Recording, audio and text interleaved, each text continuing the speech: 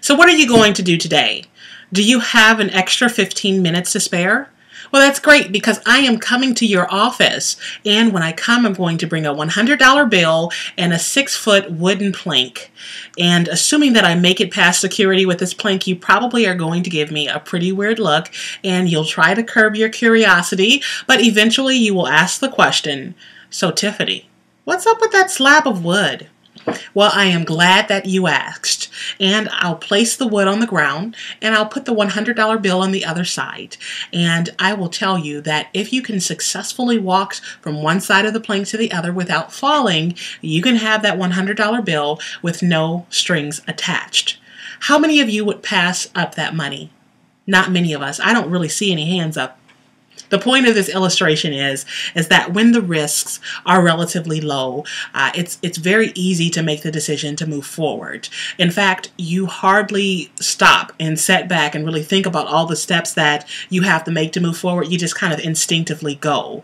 But when the risk is high, you become extremely trepidatious and you become very painfully careful, and you can't move forward. As an example, if I were to take you to the top of a 30-story building and place a plank between the two roofs and ask you to move from one roof to another, you would become frozen in place unless you were given an incentive. You would need a reason, or really several reasons, to actually push past your fear of falling and get enough nerve to walk and shuffle and crawl your way across to the other side.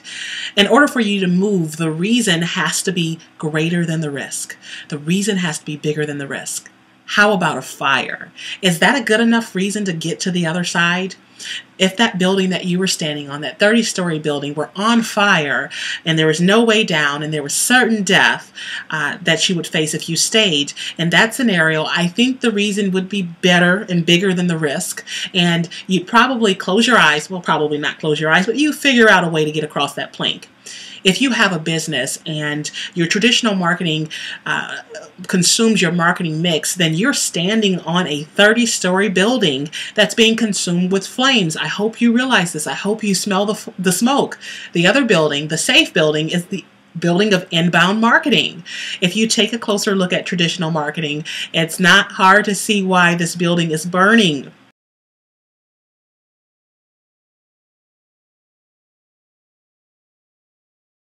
Consumers simply don't want to be marketed to and marketed at, and they are successfully finding creative new ways to block out all of your marketing messages.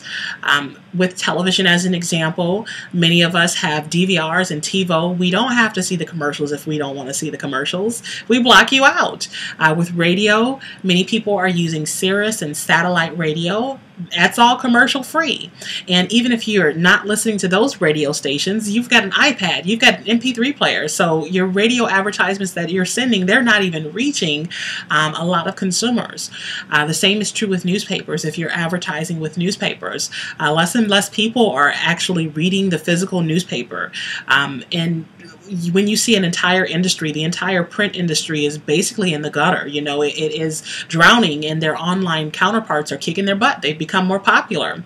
The do not call list has rendered cold calls and telemarketing virtually powerless.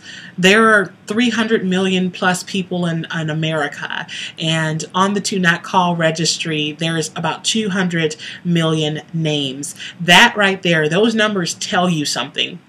And they're a really interesting fact, but they're proof that Americans and consumers see cold calls and telemarketing as nothing more than a nuisance. It's just not effective.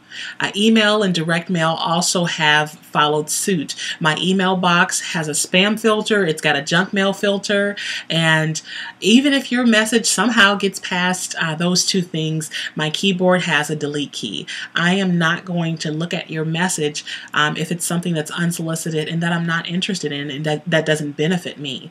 Direct mail that's sent via the postal service is really the same thing is going on. It also has a spam filter, and that spam filter is called the trash can. That trash can is sitting at my front door, so when an advertisement manages to find its way through, it immediately goes into that trash can. That is my physical spam filter.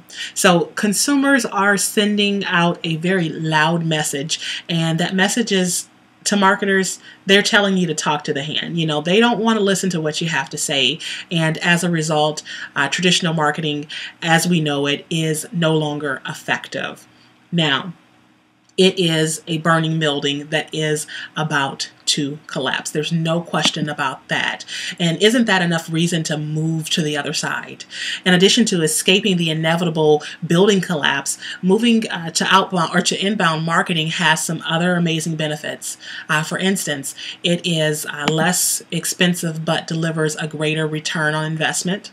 That's a biggie. In some cases, the results that you get from inbound marketing are not one-to-one, they're one-to-many. So because of the sharing nature and capacity of the internet and the online atmosphere, what happens is that if you provide something good and of value, the message that you initially intended just for a few people or for a targeted group of people has a way of being spread. You know, it can be marketed and shared and passed on to many, many more people than what you initially intended. Another reason is that inbound marketing is also more effective. Instead of marketing at your customers and marketing to them, your focus is on actually getting to know them and actually understanding them at a fundamental level. You're going to start engaging them, and you're going to connect them with them on a deeper, more personal level. And this is really good because customers want you to woo them. You know, they want you to nurture them through your sales process. This is something that they're starting to expect. So inbound marketing does this in a way that builds loyalty and builds trust, and in a way that helps you secure a larger portion of their wallet, which is something that's becoming more and more important, of course. A less discussed benefit of inbound marketing,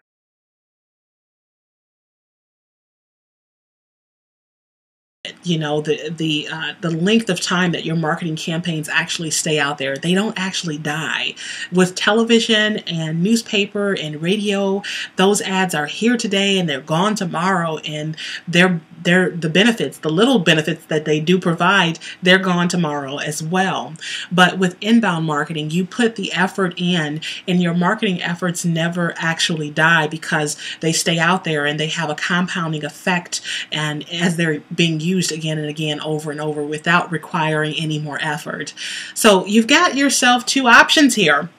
You can either hang out in the burning building, you know, have fun. It's hot in there, of traditional marketing, or you can move towards safety. You can move towards a safe and secure building and enjoy the success of using inbound marketing.